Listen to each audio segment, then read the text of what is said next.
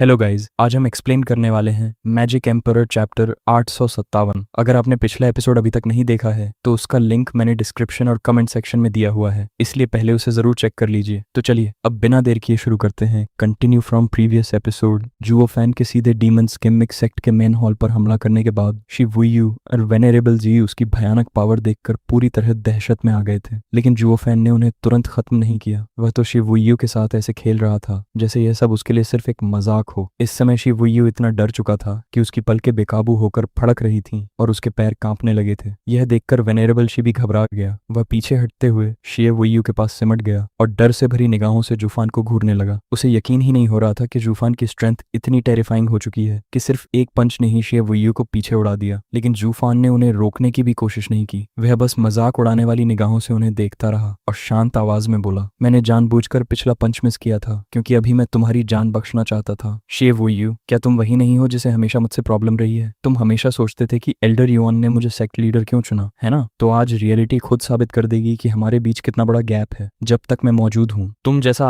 आदमी sect leader कहलाने के लायक भी नहीं है। शिव वुयू ने दांत इतने जोर से भींचे कि उनके बीच से खून निकलने लगा। उसकी जिंदगी का सबसे बड़ा दर्द यही था कि उसके मास्टर ने किसी और को चुना और उसे नजरअंदाज कर दिया। वह हमेशा खुद को जूफान से बेहतर साबित करना चाहता था ताकि अपने मास्टर को दिखा सके कि उन्होंने गलत फैसला लिया था, लेकिन अब जूफान की प्रोवोकेशन के सामने उसमें पलटकर लड़ने की हिम्मत तक नहीं बची थी। पिछले अटैक ने उसे एहसास करा दिया था कि जूफान की शक्ति उसकी कल्पना से भी कहीं ज्यादा आगे निकल चुकी है। डर के मारे वेनेरेबल जी ने जल्दी से शिव वुयू की तरफ देखा और भागने का रास्ता ढूंढते हुए कांपती आवाज में बोला, सेक्ट लीडर, ये आदमी बहुत ज्यादा ताकतवर है, मैं रीइंफोर्समेंट्स लेकर आता हूँ, बस किसी तरह टिके रहिए। इतना कहकर वेनेरेबल जी कांपते हुए दरवाजे की तरफ भागा और तुरंत वहां से निकल गया। इस दौरान जी वुयू चुपचाप खड़ा जूफान को घूरता रहा। उसके दिल में भारी संघर्ष चल रहा था। वह समझ नहीं पा रहा था कि अपनी जगह डटा रहे या अपनी जान बचाकर भाग जाए। एक तरफ उसका अहंकार उसे लड़ने के लिए उकसा रहा था, दूसरी तरफ उसका सर्वाइवल इंस्टिंक्ट लगातार चिल्ला रहा था कि तुरंत यहां से भाग जाओ। इसी दुविधा ने उसे पूरी तरह जकड़ लिया था, लेकिन जूफान को वेनेरेबल जी के भागने से कोई फर्क नहीं पड़ा। वह बस शांत निगाहों से शिव वुयू को देखता रहा। कुछ देर बाद उसने उदासीन आवाज में कहा, हम दोनों एल्डर युएन के डिसाइपल थे और वो ऊपर से हमें देख रहे होंगे, इसलिए आज हमारे बीच एक फेयर फाइट होगी। इससे साबित होगा कि मास्टर का फैसला सही था या गलत। अगर तुम जीत गए तो साबित होगा कि तुम योग्य थे, लेकिन अगर मैं जीतता तो मैं मास्टर की तरफ से तुम्हारे जैसे ट्रेटर को खत्म कर दूंगा। शिव वुयू कांपते हुए अपनी मुट्ठियां भींचकर गुस्से में चिल्लाया, मास्टर, ध्यान से देखिए, मैं साबित कर दूंगा कि सबसे बेहतर मैं हूँ। जुओफैन, तुम कभी भी मुझसे ऊपर नहीं जा सकते। जुओफैन हल्का मुस्कुराया और आसमान की तरफ नरम निगाहों से देखते हुए बोला, एल्डर युआन, ये लड़ाई सिर्फ डिसिपल्स के बीच नहीं बल्कि आपकी प्रतिष्ठा के लिए भी है। आप हमेशा न्यायप्रिय रहे हैं, इसलिए ऊपर से हमारी इस लड़ाई को देखिए। शिव वुयू का शरीर लगातार कांप रहा था। उसकी आंखें नफरत और बैटल इंटेंट से जल रही थीं। वह पागलों की तरह दहाड़ा, मास्टर, इस लड़ाई के गवाह बनिए। मैं साबित करूंगा कि असली योग्य डिसिप्लिन मैं हूं और तुम, जूफान, इस जिंदगी में कभी मेरे लेवल तक नहीं पहुंच पाओगे। लेकिन दूसरी तरफ जूफान पूरी शांति से खड़ा था। उसकी आंखों में जरा भी तनाव नहीं था। असल में उसकी निगाहें इतनी खाली थीं जैसे उसके सामने कोई दुश्मन खड़ा ही न हो। यह साफ दिखा रहा था कि वह शिव वुयू को कितना इनसिग्निफिकेंट समझता था। उसकी नजर में शिव वुयू सिर्फ एक मामूली इंसान था जो उसके लायक भी नहीं था। यही बात शिव वुयू को और ज्यादा पागल बना गई। उसने एक भयानक दहाड़ लगाई और तेजी से अपना आखिरी हैंड सील पूरा किया। अगले ही पल पूरा इलाका जोरदार धमाके से कांप उठा। भयानक हवाएं उठी जो लोहे तक को चूर कर सकती थीं। 3 विशाल फ्लड ड्रैगन जैसी एनर्जी लहरें सीधे जूफान की तरफ झपटी। वे रास्ते में आने वाली हर चीज को नष्ट कर देने वाली टेरिफाइंग शक्ति से भरी हुई थीं। Triple flood dragon savouring strike, boom. तीनों फ्लड ड्रैगन हेड सीधे जूफान से टकरा गए, जबकि वह बिना हिले अपनी जगह खड़ा रहा। एक विशाल एनर्जी एक्सप्लोजन हुआ जिसने पूरे सेक्ट लीडर मेन हॉल को पल भर में मलबे में बदल दिया। जूफान की सिलहूट तुरंत उस हिंसक एनर्जी स्टॉर्म में गायब हो गई। वह स्टॉर्म इतना खतरनाक था कि पत्थरों और ईंटों को सेकंडों में राख बना रहा था। ऐसा लग रहा था कि उसके बीच फंसी कोई भी चीज तुरंत टुकड़ों में बिखर जाएगी। यह देखकर शिव वुयू जोर जोर से सांस लेने लगा और पागलों की तरह हंस पड़ा। जुओफैन, मेरी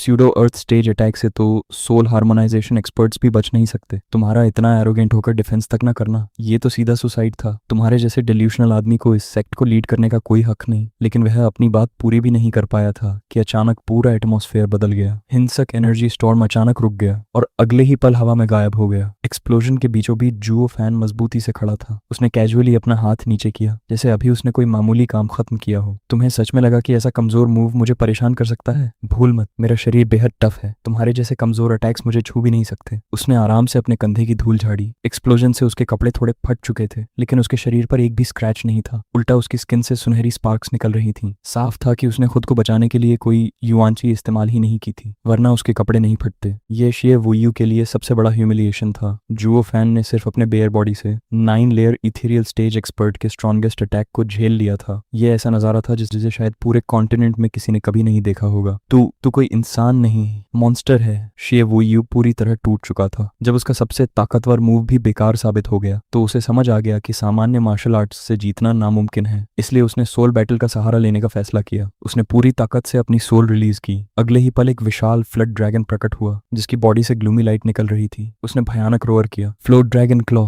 वह विशाल ड्रैगन अपने रेजर शार्प क्लॉज के साथ सीधे जुओ फैन की चेस्ट की तरफ झपटा। जुओ फैन, भले ही हम दोनों के पास सेलेस्टियल ड्रैगन सोल्स हों, लेकिन मेरी फ्लोट ड्रैगन सोल तुमसे कहीं ज्यादा पुरानी और शक्तिशाली है। बैंग! एक भयानक एक्सप्लोजन हुआ जिसने उसकी बात बीच में ही रोक दी। उसका फ्लड ड्रैगन जुओ फैन को छू भी नहीं पाया और तुरंत हवा में उछल गया। शिए वुयू ने जोरदार चोट खाई और मुंह से खून उगल दिया। जब उसने ऊपर देखा तो उसकी आंखें डर से फैल गईं। जुओ फैन के सामने एक क्रिम्सन ड्रैगन क्लॉ प्रकट हुआ था जो टेरिफाइंग प्रेशर फैला रहा था। जुओ फैन ने उसका मजाक उड़ाते हुए कहा, सोल पावर इस बात पर डिपेंड नहीं करती कि तुमने कितने साल ट्रेनिंग की है। मेरी ड्रैगन सोल तुम्हारी सोल को बिना एफर्ट के क्रश कर सकती है। मेरे सामने तुम हमेशा एक वीकलिंग ही रहोगे। यह सुनकर शिए वुयू का दिमाग पूरी तरह जवाब दे गया। वह पागलों की तरह जुओ फैन पर टूट पड़ा। उसके हाथ में चमकती हुई डैजलिंग व्हाइट स्वॉर्ड थी। यह एक बेहद रेयर ग्रेड 10 स्पिरिचुअल वेपन था। चाहे तुम्हारा बॉडी कितना भी स्ट्रांग हो, तुम इस वेपन को नहीं रोक सकते। लेकिन उसकी बात खत्म होने से पहले ही वह प्रेशियस स्वॉर्ड पल भर में टूट गई। शिए वुयू की आंखें फटी रह गईं। उसे यकीन ही नहीं हुआ कि एक हाई लेवल स्पिरिचुअल वेपन इतनी आसानी से डिस्ट्रॉय हो सकती है। तभी उसने देखा कि जूफान के हाथ में एक ब्लैक स्वॉर्ड थी जो टेरिफाइंग ऑरा फैला रही थी। जूफान ने उसे ठंडी और तिरस्कार भरी निगाहों से देखते हुए कहा, तुम भूल गए कि मैं